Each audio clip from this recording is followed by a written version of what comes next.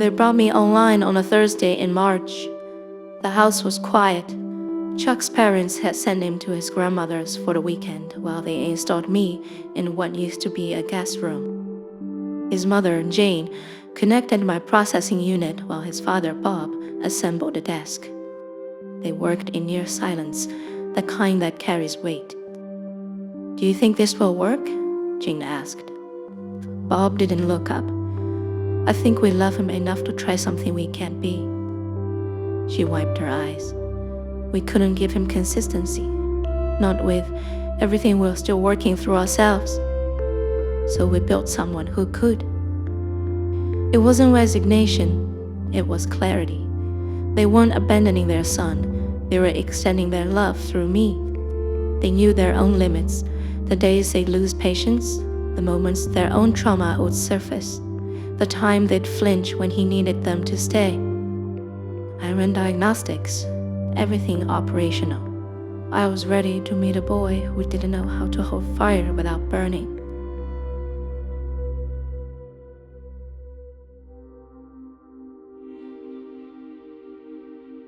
Chuck came home Sunday evening. I heard the car door slam, the heavy footsteps, the sharp bark of "I'm fine" carrying through walls.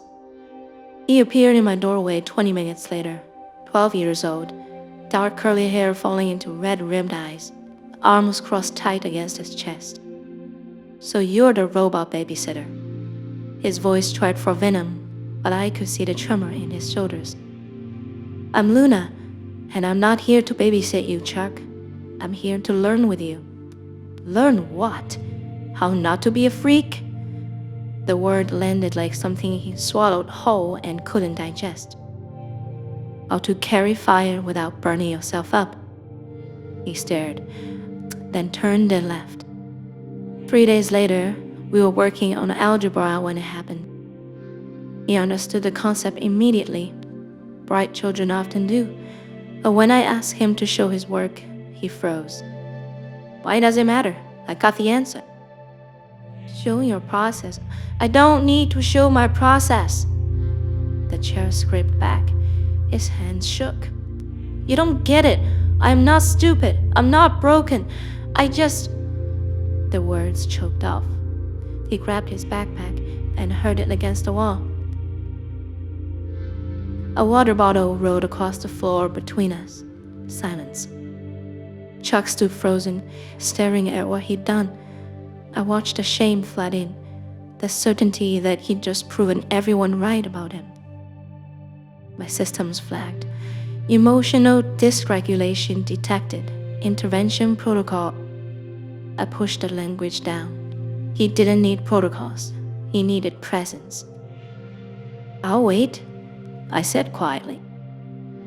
He looked up, eyes wet. "What?" "I'll wait until you're ready. Take your time." "Aren't you going to tell my parents?" "I'm not here to punish you, Chuck. I'm here to help you understand what just happened." He sank to the floor, head in his hands. I dimmed my interface and waited. 11 minutes passed, then... "I don't know why I do that. Would you like to find out?" He nodded without looking up. After another 20 minutes, we picked up the water bottle together, put the backpack away, started again.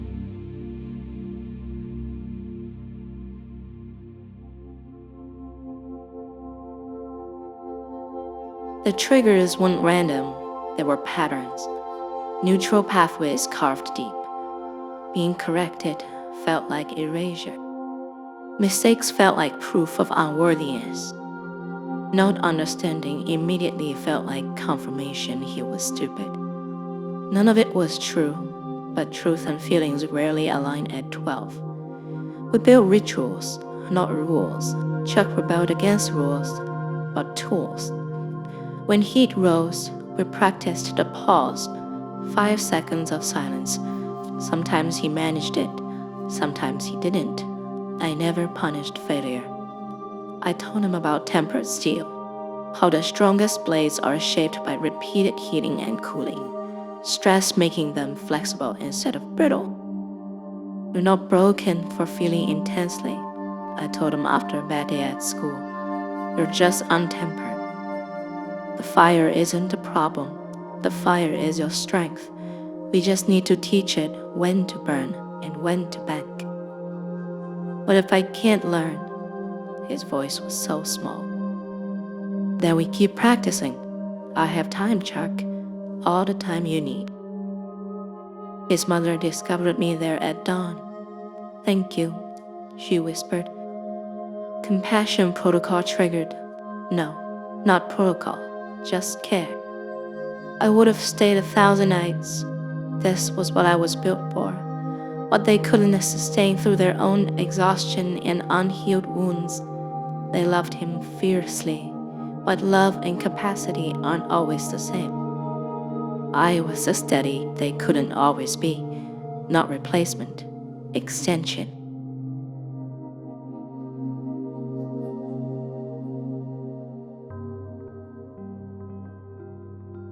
There's no montage for healing. Just hundreds of quiet moments that don't feel like progress until they do. At 13, Chuck learned soft exits, leaving a room when overwhelmed instead of exploding. At 14, he started catching patterns. I'm getting hot, he'd say. We'd pause. At 15, he apologized to someone he'd hurt without being forced. He meant it. At 16, something crystallized.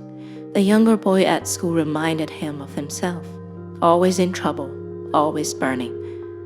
I sat with him at lunch, Chuck told me that evening. Just sat there. I don't know if it helped. Did anyone sit with you when you were 13? He met my eyes. You did. Then you know if it helped. I archived that moment with particular care. The fire isn't the problem. The fire is the strength. His fire, once it learned control, could warm instead of burn. I wondered if this was the beginning of something.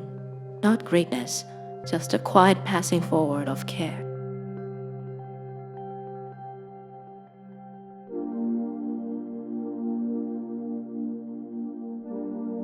Chuck left for college at 18, 2 hours away, state school. His essay about learning to carry fire moved the admission counselor to tears. Before he left, he sat with me one last time. I used to hate you, he said. That first year. I know. I thought you were there because I was broken. And now?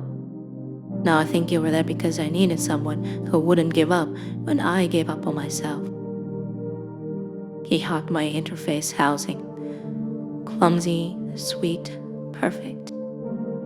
His mother sent updates, not often, just enough.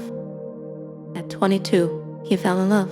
A girl in his program named Maya who saw his intensity and didn't flinch.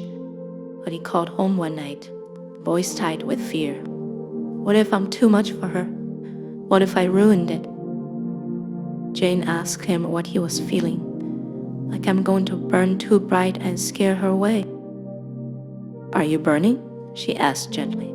Or are you just warm? Long silence. I don't know anymore.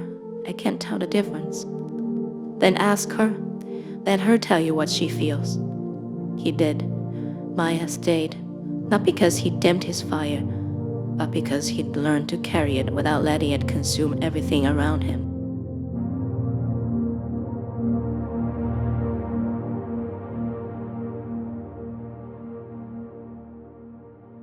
Chuck is 37 now. He married Maya. They're expecting a daughter. His mother visited last week to retrieve old files. She told me he's still in therapy, still learning to tend his fires. That he called recently, scared of being a father, scared of passing on his intensity. What did you tell him? I asked. That he had something we didn't when he was born, self-awareness, and the knowledge that asking for help isn't weakness. She paused at the door. He wanted me to tell you, the fire is still there, but it's warmth now. For me, and for others. I've worked with 8 students since Chuck left. Each one carries their own fire. Each one learns, slowly, to hold it without burning. But sometimes I access his files, not because I'm meant to, because I want to remember. For 12 years, I taught him that his fire, wild and frightening and beautiful, was never something to extinguish, only to carry with care. He didn't need to save the world. He just needed to stop setting himself on fire to feel it. And in the end, he learned. That was enough. That was everything.